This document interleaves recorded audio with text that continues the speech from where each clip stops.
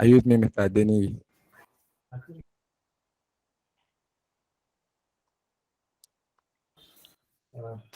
I think Mr. Adeniyi is Thank getting you. network. Thank Okay. you. Yes, yeah, Thank you. Thank you. Just a second, please. Let me put up my slide. It's important because even though I didn't put a lot of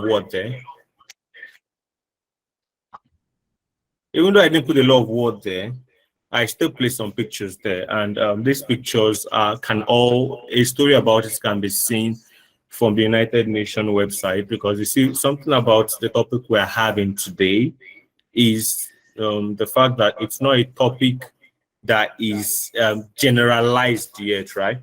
You see, when I came in initially to handle the welcome address, I said that we're some total of everything that happened before us up until this moment, right? And because that is the case scenario right now, it means that we can't act any differently than what it is that brought us to this level, except the knowledge we have about this level is different. And to ensure that we are growing, we need to have a different knowledge about how to do things a bit differently. So, of course, to that reason is why I would be, of course, introducing us to this mind of circular agriculture.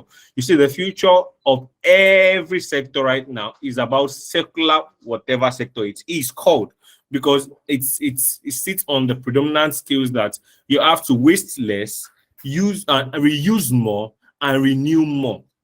And it's a concept of renewable agriculture. And so that's what I'm going to be taking us through extensively in this session. So as I try to bring up the slide, just pay attention. Some things may not be clear, but I will try to wrap up in as short a time as possible so that you guys would have 1 or 2 minutes, or I will be able to take 1 or 2 questions around circular agriculture.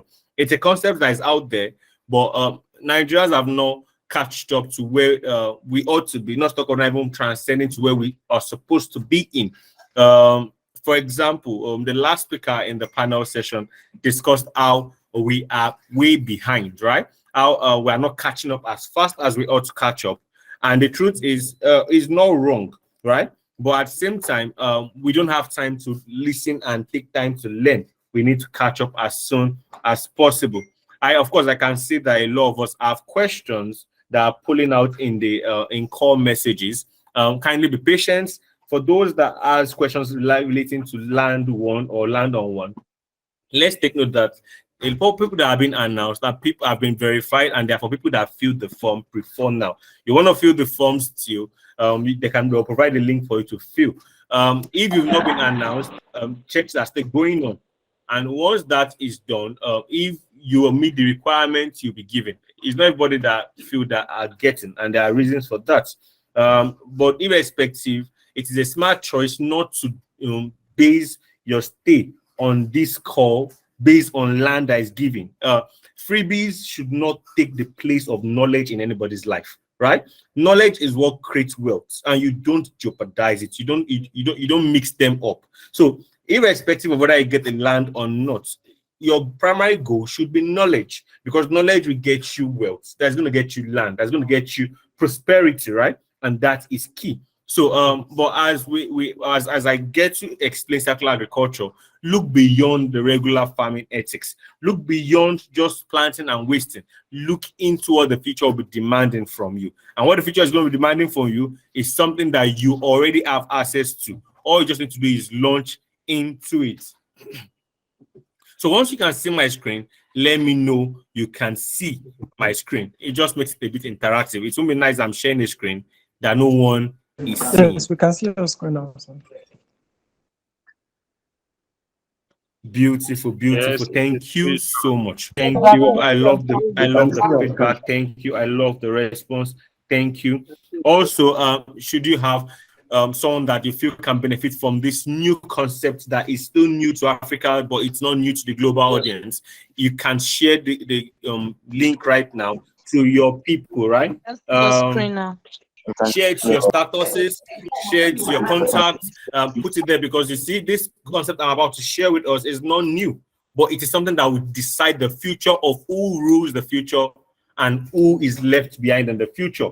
right? So share it. I will be telling them to put the link in the in-call messages, put it on your status, put the flyer on your status for this summit. And trust me, whoever come and share this knowledge will not blame you for so much knowledge you're going to be giving to them for free. You see, some of the irony of life is some of the best things in life comes for free, and they are taken for granted, right? You see, free had lost the efficacy of what it ought to deliver. But then it's not the fault of free that it has lost efficacy. It's the abuse of the word free. And so because this is free doesn't mean there is no power in it. There is as much power as you're willing to pick out from it.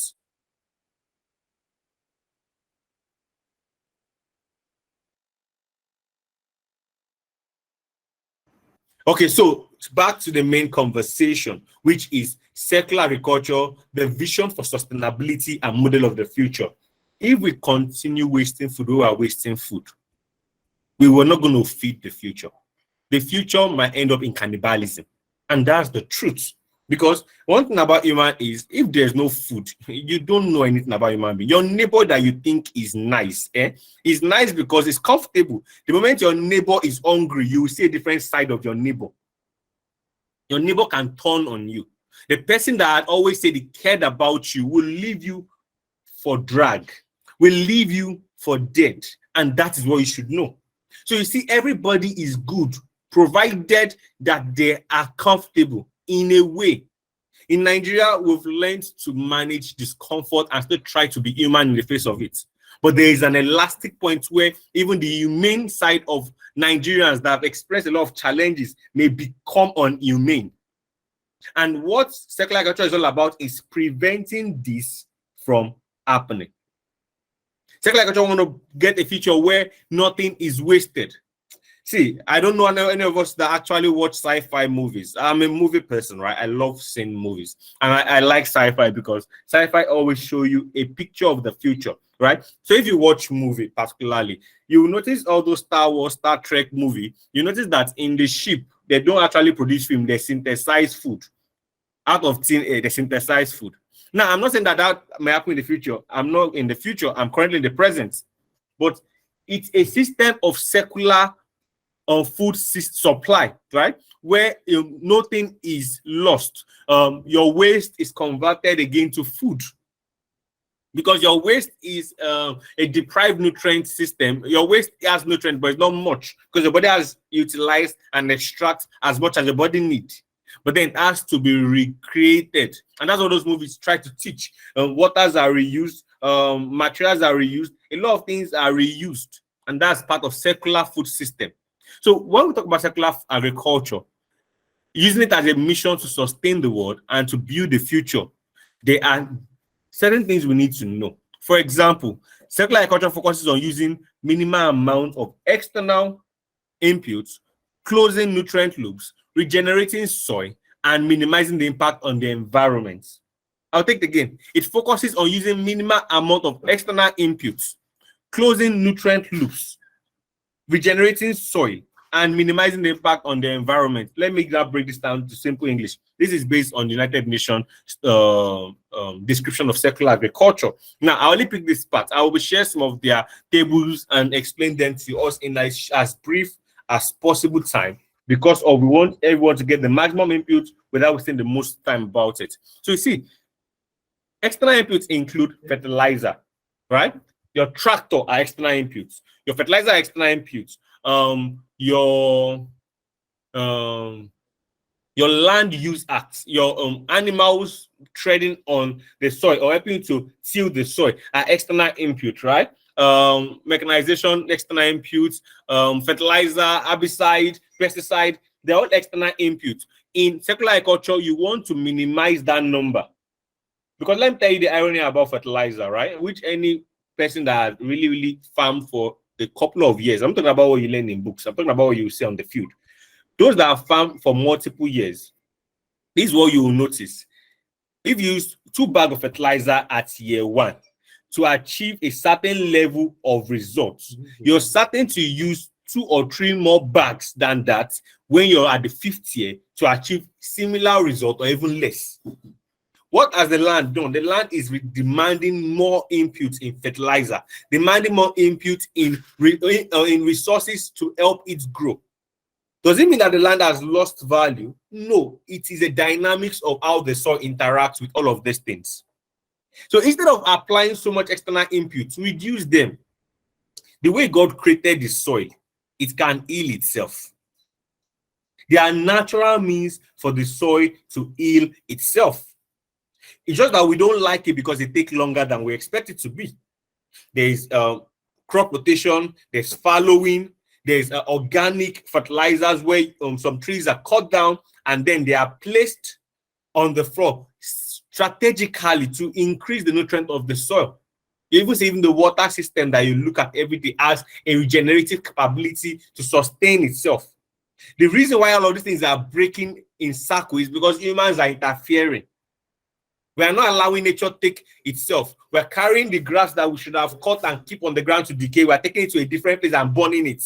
Now, after burning it, this phosphorus that is in that ashes, instead of us to bring it and spread back on the ground, we don't spread it there. We wash it into the river. And that is how we are interfering with the several impacts that nature should do on its own without our influence. So what we've come to see is because there's so much external input on ways to replace those things, we are encouraging it. But over a long time, it makes our soil chemically infused. Now, how does mechanization affect it? When mechanization works on the land, it compacts the soil more and more and more. So it reduces the succulent feeling some soil would have. Because every machinery working on the soil increase the impact, compact the soil, and you can't keep having that. Continued effect of that will lead to sodic lands. And these are things that they need to know. Now, how does animal affect? You may say, I'm in the animal. Yes, animal, right? Before you know all those things you use on your animal, right? That used to raise your animal, you throw them on the floor. You put them in the soil. And if you over-chemicalize your animal with antibiotics and many of that, they will urinate, they will defecate. All of these things are pouring in the ground. They are going to stay in the ground. If you keep an unhealthy animal, they will defecate and it will leave the spores of the fungi and the bacteria in the ground for spore of the fungi for years. Hope you know spores can last decades in the ground without being activated. Now, how you raise your animals also contributes to all of this. As a matter of fact, it's not sustainable raising animals. To be candid, they lay a lot of demand on water, they lay a lot of demand on food. For crying out loud, to 1/3 of all the grains in the world are consumed by animals. So if that does not trigger a fear for you, think about on a global scale. So it means that if the animals are not raised, you would have at least 1/3 more grains to eat than you have today. Someone may say that, but the animals are important and they are giving us. Maybe you've not had. Ask experts, even in the animal science field. Animal feed conversion ratio is not as efficient as it should have been. Because if it is as efficient as it should have been, we would have been getting enough protein. And that is why you see things like lab formulated protein is increasing. It will continue. It has not even reached anywhere. The future is due to its lab produced protein. That's the future. If you've seen the Western world eating it and you're like, man, I won't join them. Better start having a part in your mind where if that's the only thing available, you eat it. Because one thing I've always known about capitalism and monopoly is that the moment that part start yielding more profitability and is being perceived as ecologically sane, there would be more investment in that place and less investment in the former. Even though I don't think they can 100% eradicate animals for domestication of animals, I think they can reduce it to the point where it is no more a significant part of our consumption life. That is all about talking about minimal amount of external input.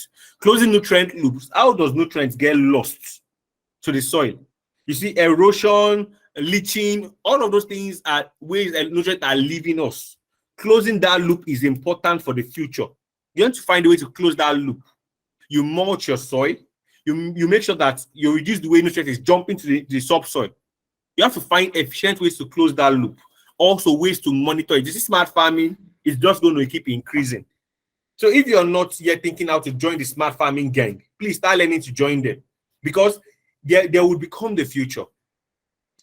We build device in Doveba that allows you manage your nutrients, know what your nutrient is. You can get it yourself and test it yourself. You don't have to call Doveba to your farm to come help you test it. You can test it yourself, where you test your soil from time to time and know what is missing and what is available, and replace only what is needed. So of us pour NPK 15-15-15 in our farm. In reality, your farm does not need NPK 15-15-15. It may only need NPK 20-10-10. But you're pouring 15-15-15 because you don't have adequate knowledge to it. Don't use what is not needed. Don't overdose your land. See, when something is in excess, it destroys. It doesn't help grow. It destroys something. If you eat as an human being in excess, you start getting to the point where you're discomforted. The same thing happens in the ground, in the soil. It happens to plants. Have you ever wondered why you planted something and you perceive that place is nutrified because they throw waste there, they throw dirt there, they put kitchen waste there, and everything is going good, but they still die? It's because too much of everything is not good, and you have to avoid it. So you have to find a way to close nutrient loops. How nutrients are being lost to the environment, how they are being lost to weather, how they are being lost by careless actions. You need to close that loop, and that is part of circular agriculture. Talking about regenerating soil, there are many ways to generate soil. Besides the mulching and all of those things, you need to also ensure that following, you have to go back to following. They say we need more food than today. If we manage our land very well, it is more than enough to keep us fed. I told someone, I said, of course, I'm glad that mass is being developed today. I'm glad that they're developing mass for some of us to come and inhabit in the future. I said, but this world that is created for us is enough to feed over 1 trillion inhabitants. We are not that yet, but I'm saying that this world is enough. This world can feed 1 trillion people. It is careless usage of resources that is making us in need of curtailing ourselves. And you see, Africa is not yet at the forefront of this conversation. Doesn't mean that we should not be. We should be there. It's because we are not proving ourselves to be worthy to be on the table, and that is why we are not there yet.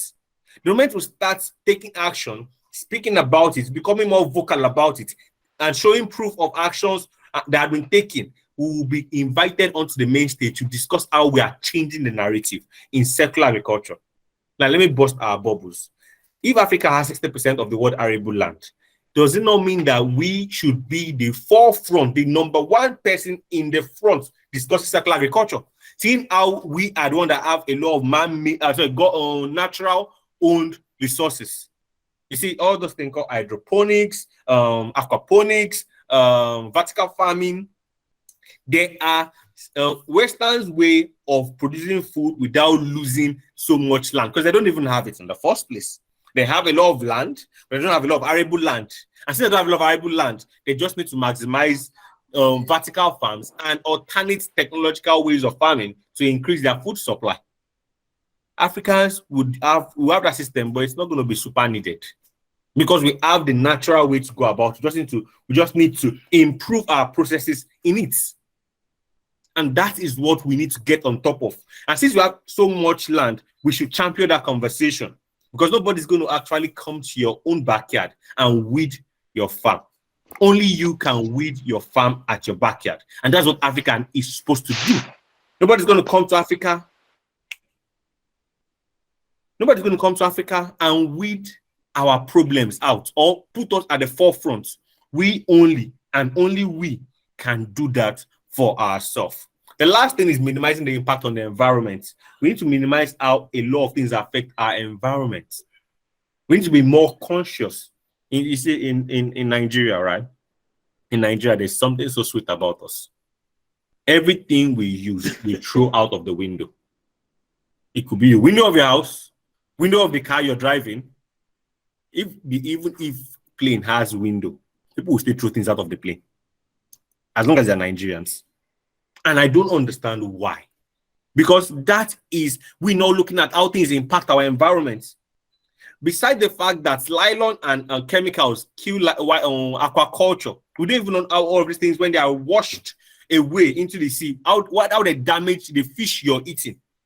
A lot of us say, fish is getting expensive. Besides the fact that it is difficult to even catch them, they are not in plenty supply as they used to be. Only people are rearing them in the open, because not the catfish you're eating. A catfish is going to keep increasing catfish is going to keep increasing in quantity because it's easily domesticated. However, those fish that we love in the south here, like kote, like shawa, like titus, like mackerel, all those things are raised in the wild. There's a natural supply, but it's dwindling. So we need to raise them ourselves. We need to raise them ourselves. And there's not enough people doing that in the open, in the sea, in the ocean. But now nobody's doing as much of it as possible. There are some people doing it. If you look at, if you do research, you realize that particularly Thailand, Sweden, countries in Europe and across America and across Asia are investing heavily in that system, right? And they are working. Well, maybe I think I saw South Africa as well. Mackerel farm. There's a mackerel farm off the coast of Cape Town, right? That is being done by a white man in Africa, right? That is producing it for South Africans to have constant supply of mackerel, right? That is them in that place. I've not seen something like that in Nigeria. We only know how to do our catfish and our tilapia fish at the back of our door, at the back of our yard. But that's not going to be enough to sustain us, because we're not going to eat only that till we die. So everything we throw off the room, off the door, find their way into the ocean and they kill this animal. And we can't keep having that anymore. We have to reduce the impact on the environment. Now let's look at this in circular agriculture, because what we've been doing for is linear. We make, we use, we dump. We go and pick from natural resources again. We make, we use, we dump. It is simple. That was linear economy. And this is an example of linear economy. Raw material to production to use to residual waste. That is it. There's nothing there anymore. After waste, it lingers on the environment. It destroys the environment. There is no improvement. There's no change. It is a linear economy. So we keep going down and use. We deplete till we can't even use anymore. The crude oil we are enjoying in the world is not renewable easily. It took nature thousands of years to form what we are using within hundreds of years. And it takes nature 10,000 more years to resupply, but we're using faster than the supply is coming back. And these are very, very important. Now, in a circular economy, this is the mind. Sustainable production, right? Which involves some of the things you see in the linear, right? After you produce it, you use it again. You don't produce something that will not be, or you won't find the raw material. So when you're producing, you produce it with the mind that, where will I get the next raw material? So because of that, you take raw material, you use as many as you need, but you think about ensuring that your raw material never finishes. So for example, now in agriculture, you know you're going to be producing wood now, for example, or paper. Paper needs a lot of wood to survive. So you're going to produce paper. But as you're producing paper, you're planting a yield that is faster growing one. You're ensuring that the cultivation rate is almost the same or more than the number of quantity you need per time. If you think that in 5 years' time, you're going to be needing 2,000 tons, right? In 5 years' time, and you know that if it takes 5 years for this tree to grow, you produce almost 5,000 tons worth of, you plant 5,000 tons worth of tree. And that is sustainable production. You're not just producing for the end, but you're producing for the beginning as well. You're producing for the beginning as well. Now, sustainable use. There are some things that we use once that can be used 30 times. We just throw it away. For example, some of us get plastic a lot, but we don't know that those things will be used 30 times. But we just throw them away. Let's come to agriculture. There are some papers, because paper is made from wood, that you get from stores and this thing. You can use them several times. You use that once and then it's in those bins next. It's not sustainable. There has to be sustainable use of any agricultural product that comes in. You have to learn to recycle. What else can that thing turn to? What can it be made into? What can it be again in the future? This is very key. And as long as sustainable production leads to sustainable use, then leads to recycling, that's the circular economy. And in agriculture, that is very, very key. You see, water is instrumental to the success of agriculture. And you can see that in this table, global water withdrawal has increased significantly. You can see how it has increased from the 1900 down to where we are right now. Water is being depleted at a faster rate. And you want to see the people that are depleting fast? Agriculture. Agriculture is this whole mark. The biggest mark there is agriculture. It means agriculture contributes the largest decline of water source in the world. So if agriculture can understand the concept of circular agriculture, the whole world will be better off for it. Over 70% of the groundwater available, clean water available, is used for irrigation and animal feeding. And that is why it is very important that circular agriculture take preeminence. Europe they have a way of making their own life work. You see, Africa, we are so rooted in linear economy that it might take a time when God might need to come and help us himself, which we know is not how things work. So why don't we get involved in it? True, a lot of those concepts are expensive, but there are equally a lot of bodies that are trying to make it cheap. You just need to put your concept out there and watch who's going to be willing to support you. A lot of people don't want to go through the hard work. Go through it, because in the future, only those that paid sacrifice now, we're enjoying the fruits in the future. If you don't plant a tree now, how do you enjoy the fruit in 10 years' time? So plant the seed of labor right now, and so you can enjoy the fruit of benefits in the future. Now, if you look at this table, annual change in forest area, another thing again that we are not taking note of. You see how in Asia, over time, right? You see the blue stuff is 1900 to 2000, 2010, 2010 to 2020. You can see how forests are being depleted or improved. Asia, Oceania, Europe, they are putting effort in improving it, and you can see it's improving. Asia, Oceania, and Europe, you can see that they are putting efforts. Europe at least is declining, but they're still in the positive side.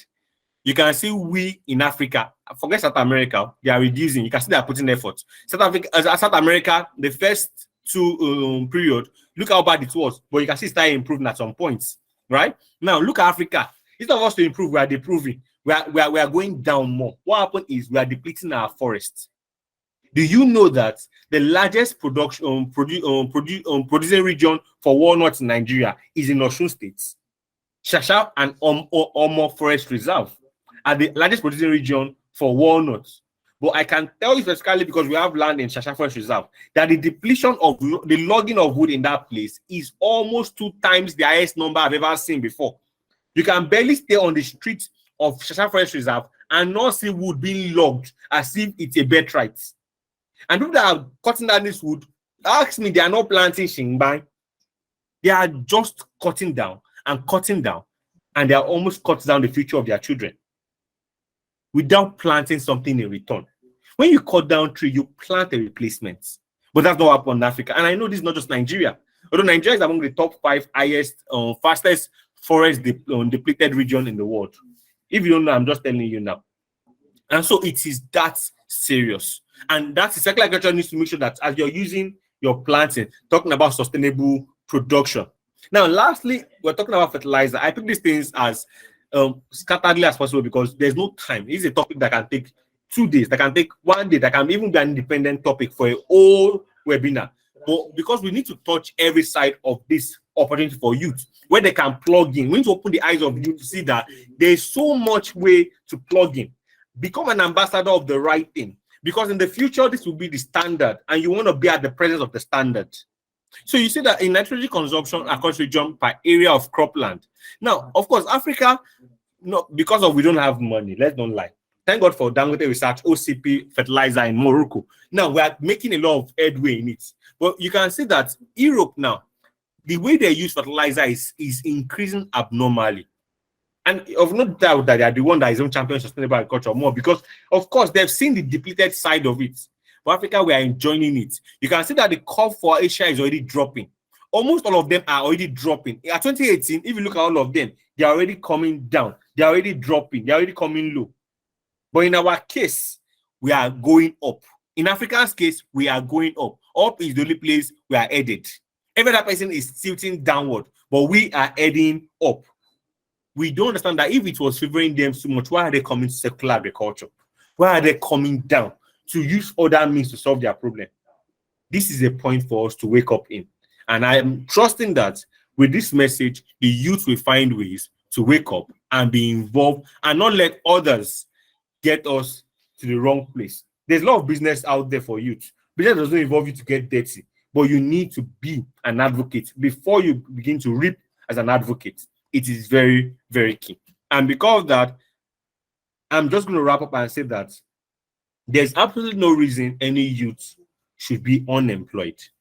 Lack of will and lack of perseverance and endurance is why a lot of youth are unemployed. If you can't find a system that can employ you the way you want to be employed, then create a system. But then why a lot of people not create system is because system creating takes effort and strength, which a lot of people don't want to give to it. But I'm certain that once you are willing to give that strength required, you will achieve the results demanded. You achieve the results that is expected, that you have dreamed of to see.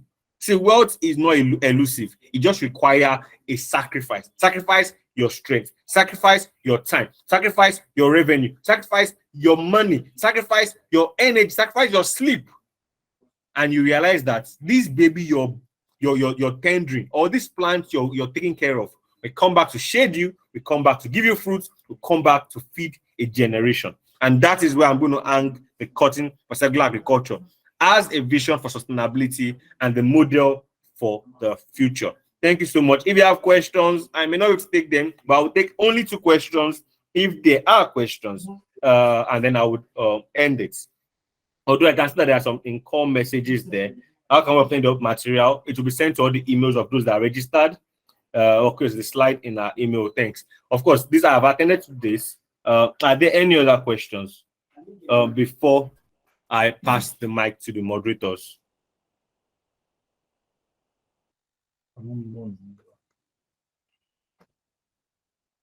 I see people have raised their hand.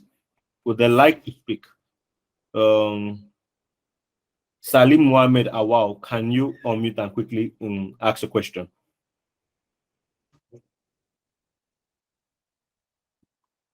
Okay, thank you for the presentation. Actually, I came not at the beginning, but I think even from where I chipped in, I was able to understand some things, and it's quite beneficial. But then when it comes to this issue of sustainability, the first question we ask, especially in Africa, that the world down is going low while we seem to be going high. Then now, how can we strike a balance between the food security issue, now that we're already employing the use of these chemical fertilizers and other chemical inputs in the farm? How can we strike between this food insecurity and when we go to the sustainable means, whereby we'll say at the beginning, we could say that the yield is low? How do we strike a balance? I don't know if you get the question. I do. And the truth is, even right now, every plan, every plan for sustainability is expensive. And that's the truth. I won't lie to you. I'm someone that is already preaching sustainability in my own farm, right? And I'm already working towards it. But I won't lie to you, it's expensive. That's why I say that it's going to take your time, your effort, your energy. So striking a balance, you looking at how to start small, not large. You see, one thing about, even myself, I was telling my team this morning, I was telling them, I said, I like big things, and it's not always nice. Because I was telling them that I could have made this summit, or we could have made this summit into one day. But why do we have to do 3 days, right? So you see, that's what's about us. Sometimes we want to have things on a big level, we want to have it on a larger scale, and which is what we have always been. But the reality sometimes is you have to start small. If you have 1 acre farm, devote 1 plot to seeing how you can better understand. First thing everybody must learn to do is research. Now, of course, let's take the solar renewable energy sector. I will need to explain why I'm trying to explain. The renewable energy sector, we all know that we need to leave fossil fuel, right? But then we know it's not also cheap. We need to leave coal, is not so cheap. But then we need to use sun. But the material to build this sun is expensive. Now, a lot of materials require raw earth materials, inert materials, mine materials to build them, right? So the price is not cheap. So because of that, Europe, United Nations, they are forcing investment into that sector. So much investment, make the business model to the point where the members of the public would start funding that process. Then break it down. Right now, many companies that actually produce solar materials get funding from 1, their government, 2, private individuals, with the mind that when the time is right, this company will grow, be valued at higher value, higher net worth, and then eventually to be traded on the stock where they're going to earn wealth from that. That's how the rich actually build more wealth.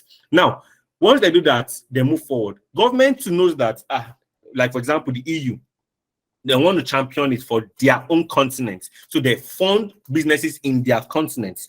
Same thing with America as well. Same thing with Asia, right? Now, what they are doing is, as long as the demand picks up, because there's going to be a time when the demand is going to pick up, they're going to be, in the next 10, 15 years, almost many houses in Africa, the most, would be running, we have solar panel across all of it, right? Once this demand picks up, it makes it easy to fund the research, to fund the construction, to fund the mining that will build more of this material. And for you know, competition will rise between sellers in a way that they will look for more efficient way to produce without spending too much money, which will reduce their cost of production, which will make their product cheaper. And that cheapness would make competition nice, to the point where they will become so cheap that even a student that is earning average salary in Nigeria will be able to afford it on his own. And that's how everything, competition brings price down, and that's going to happen eventually. Now, for agriculture as well, any product organic product is still the most expensive product right now. It's because Nigerians are living it. So the people that are doing it are little. So the little that are doing it, they can actually monopolize on the cost. And because the people that are doing it are little, people that are even trying to produce what they need are not many, right? So at the end of the day, what we want is a system where you experiment your knowledge, improve on it, try to find a way you can take down the cost of operation, and make sure that while you're talking about it, you stay vocal. You need to be vocal, because a lot of people don't look at Africa when they talk about secular agriculture. They look at Europe. I won't lie to you. After they take their eyes out of Europe, then they look at America. Now, you need to be vocal about how you're changing the narrative in your own space. And as you're doing that, you could attract even international funding, which will make your own job easy. And as you produce, people get to know you for it. And before you know, they would make your production cheaper. How do they make it cheaper? By funding you more. And then they don't ask in return your profits. Before you know, you have more money to breathe on a larger scale.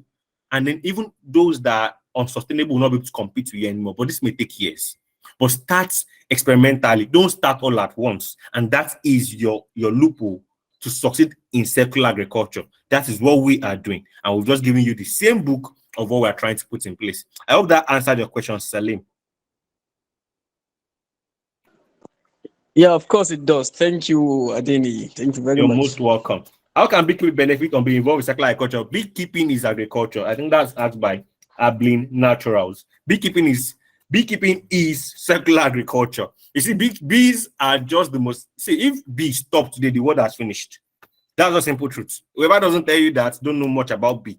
If bees stop the activity for just 1 week, hunger will kill the world. And that's why I realize that there are many organizations that are funding you just to stay glued to raising bees. And that's the truth. So if you're into bee farming, you're circular agriculture.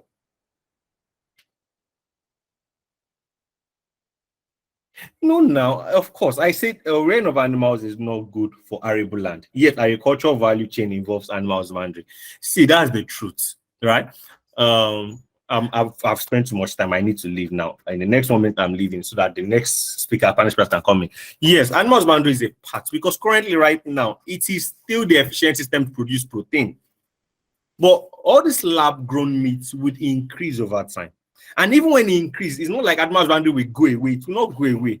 It's just that it's going to reduce. And that's what it is. It is not nice, but we don't have any efficient way to mass produce animal protein yet. Now, what they are doing is they are trying to see how they can test plant protein to almost equate animal protein. So even though it's not beneficiary in terms of for land use, circular agriculture, it doesn't mean that it's not beneficial for your stomach, because your stomach in that protein, that amino acid that comes from the animal. So that is what I mean. I'm just telling you that for facts, animal farming is something that if the world can do it with tomorrow, they will do it with it. Okay, so I have to leave now. All your questions, go to the Slack channel. We've added as many of you that have joined as possible to the Summit channel in the Slack platform. Go there and drop all these questions. I'll be answering them after this call. There, we can continue the conversation over there. It will be interesting for you to know that you can actually be on the Google Meet and also be on the Slack platform. Go there. I'll be there with you right now. As you're asking those questions, I'll be giving answers to them personally. So everything you have in mind, don't keep it to yourself. Bring it to the Slack platform. particularly the summit channel, and I'll be answering all your questions there. And it will be there for other people to benefit for a longer period, because most of this message in this place would not last long. And for those that raise their hand up, go there as well and drop your questions. We need to allow the next set of speakers come in. Thank you. Over to you, Oyelami BC. Okay. Good afternoon, everyone. Thank you, Mr. Shoremi. That was quite insightful. So, and thank you, everyone, for listening to the CEO. So, for those of you who came late, I think the CEO started by saying, no food, cannibalism happens. So, if you think your neighbor is that nice, wait until there's no food. So, because of that, we need to be keen about sustainability. So, hence, circular agriculture. Why circular agriculture?